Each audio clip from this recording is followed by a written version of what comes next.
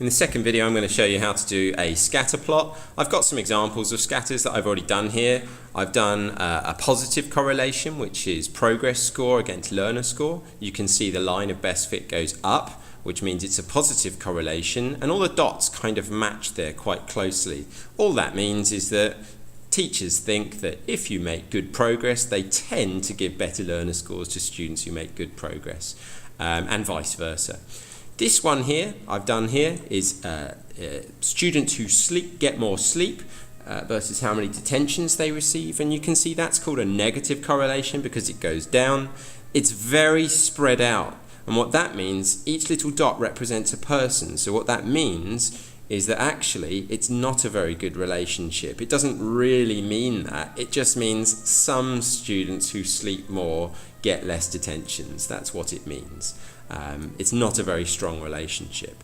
So let's try. You can notice the difference between the dots, the dot layouts. That's very spread and they're very kind of clumped around the line. Hopefully if we saw them on the line, it would be a much better relationship. So this is called a continuous data set. This is called a continuous data set. If you want to plot them, you can't do a column chart. You have to do a scatter. So here we go. I've got some examples you can do. These were the columns that you've done over here. Some scatters you can do. Any of the continuous ones. That's the ones that are numbers. And we just need to highlight two. So I'm going to do sleep versus learner score in this video. Quite an easy one to do. So we go up to the data set again. We need to find the sleep continuous data set. It's sleep because it's any number answer.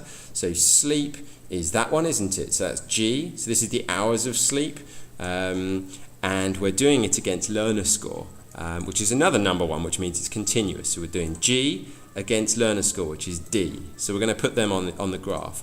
The x-axis in our graph is going to be the learner score, because it's always the first one that comes as the learner score. So here we go. I'm including the titles. Watch what I do. I click on D, I'm holding the mouse, and I go all the way down to D225. You can see it just scrolls down. Make sure you stop at D225. Don't go to D226. You have to stop at D225. Stop. Let go of the mouse. Go back up to the top. You can scroll back up to the top, and we're doing it against sleep. We could do it against any of these other ones. We hold Control on the keyboard. So CTRL, I'm holding that right now. And we're going to do sleep, include the title again, and we pull down. Very easy. And again, make sure you don't carry on. You have to stop on D225. Let go, you can let go of Control now. It's easy peasy now. You just go Insert. We're not doing a line graph. We're doing this one here. It looks like a load of dots. Scatter, and we're doing a scatter that has no lines joining them up. So I press OK. There's my scatter. I need to add a few things to finish this up. I need to add axis titles, and I need to add a trend line. These dots again represent each person. So again, you might be wondering which axis is which because you've got to label them. Remember I said that the x-axis, the one on the bottom, is always the first one that you selected. So this is learner score, which I'll write there. And this one on the y-axis is sleep. So it's hours of sleep.